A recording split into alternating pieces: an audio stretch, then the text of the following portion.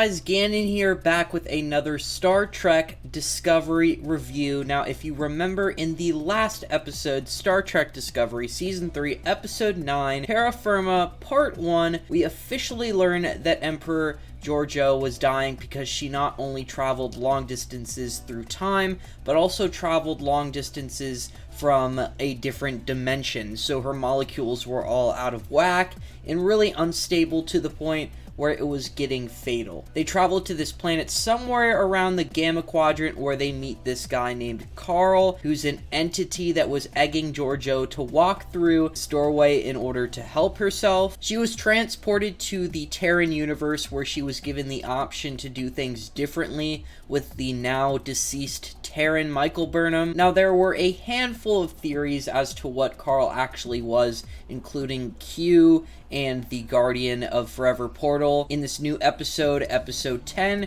we learn that Carl actually was the Guardian of Forever portal in disguise, but I'll get into that in a second. Last episode, I foolishly said that there wasn't enough evidence to prove whether Commander Yor, the space-time agent from the last episode, whether he was actually from the Prime Universe or not, which led me to question whether Discovery was in the Prime Universe, and a lot of you corrected me down in the comments and explained that Commander Yor was clearly from the Kelvin timeline, and I was just super ignorant to this because I actually haven't seen the Kelvin timeline movies yet. The first one, which was made in 2009, wasn't on any of the streaming services I used, so I had to rent it on YouTube. Since then, I've watched Star Trek 2009 and Star Trek Into Darkness, and I could safely say that I thought they were absolutely fucking atrocious. Like, horrible. I am a Star Trek stan. I am a Star Trek fanboy to the highest degree,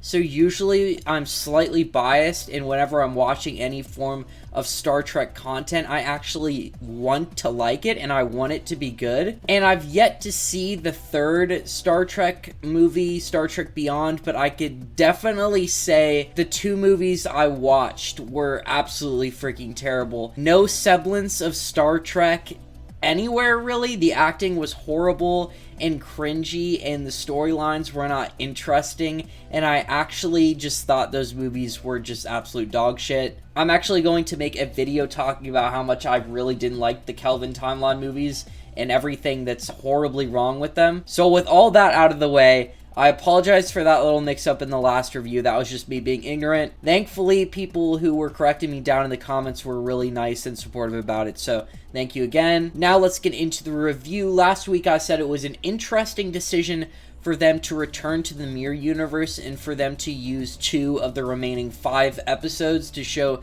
this weird flashback sequence set in this weird previous alternate timeline, and that it was treading on eggshells, whereas the second episode in the two-parter was really going to decide whether I thought it was a good decision or not. And while I'll say now, looking back on it, that it's not necessarily a good or bad decision, it was kind of a necessary one, I guess. At the end of this episode, it's seen that the Carl entity was not trying to save Georgiou, but really to weigh her values and ethics to see whether she was deserving of a second chance in a whole different time, where the Terran and Prime universes were still close to one another. So at the end of the episode, Michael Burnham must say goodbye to Georgiou as she walks through the time portal, where I assume she's going to be where she belongs in the time, place, and setting of the new Section 31 series, perhaps. There's been constant rumors and news regarding the production of a Section 31 series from Alex Kurtzman and the crew, so it's always in the back of our minds that Georgiou might not be a permanent character among the Discovery crew, and that she was more destined to become a permanent character on that show. So I guess these episodes leading to her departure were kind of necessary, and the fact that it was 2 episodes long gave way to the real whole goated moment of these 2 episodes, and that's that there was a killer fucking TOS reference when we learn that the true identity of Carl was the Guardian of Forever. When he reveals his identity, I think they even take the original sound bite from the TOS episode, and he transforms into the OG Guardian of Forever that's seen in the TOS episode and the expanded comics and lore, which was just so fucking cool to see. What are you? I am the Guardian of Forever. Are you machine or being? I am both, and neither. I am the guardian of forever.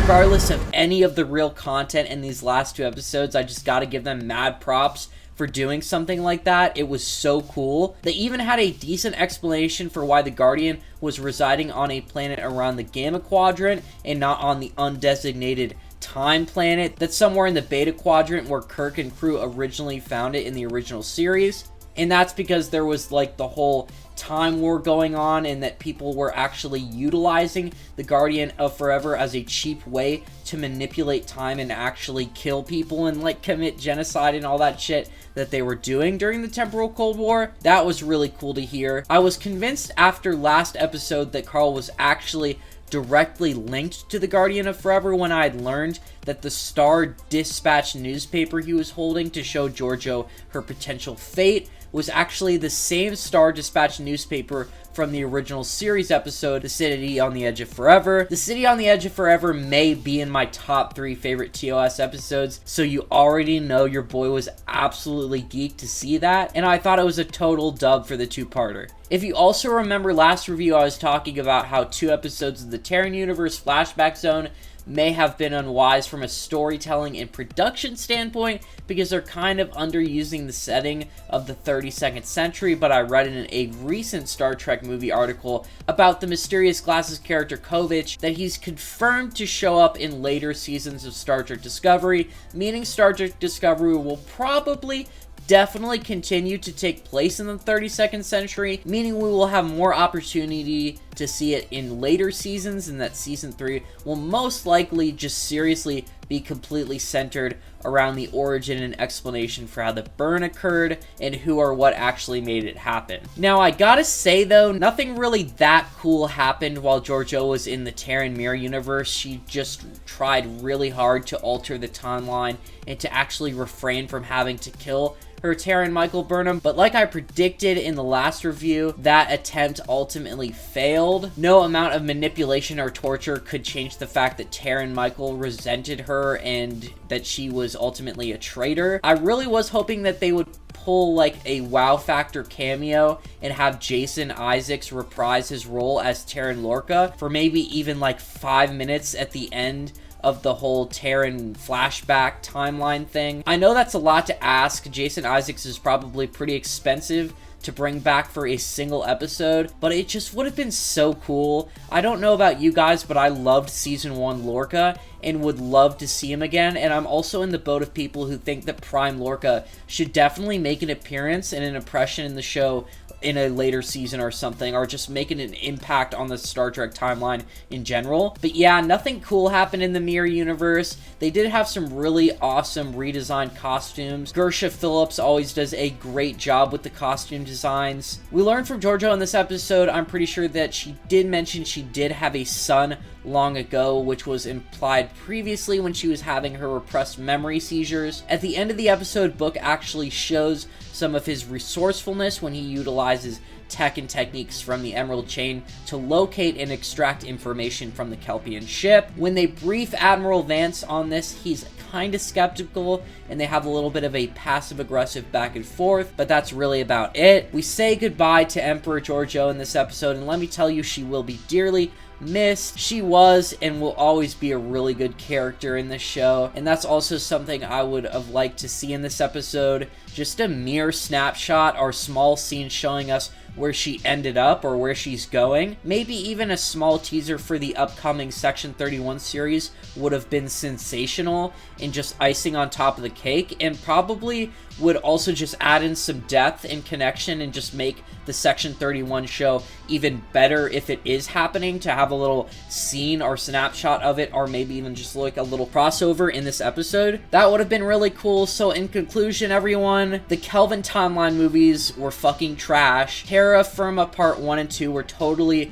hard carried by the Guardian of Forever reference, and they definitely could have been better, but we're still above average episodes. This episode gets a 7.5 out of 10 solely off the Guardian reference. Like, that actually carried them super hard for me. That was so dope, and I'm actually going to watch that TOS episode for sure after I'm done recording this and have it uploaded. I'm just going to watch it this morning because now that I'm up, I really want to watch that episode. I think it's going to be so fun. With all that being said, guys, I predict we're going to be going straight to that Kelpian ship next episode, and that we're going to be solely focusing on the burn and the conclusion for the remainder of the season. Thank you so much for watching another one of my Star Trek Discovery reviews. If you enjoyed the video, please slap a like on it. If you are enjoying the content that you see on the channel, I would be very flattered if you were to subscribe. If you have anything that you would like to speak with me about or talk to me about, please leave it down in the comments below. I will be sure to get back to you, and I just love talking with commenters about Star Trek. And with all that being said, guys, thank you so much for watching. I'm going to have to see you in the next one. Live long and prosper.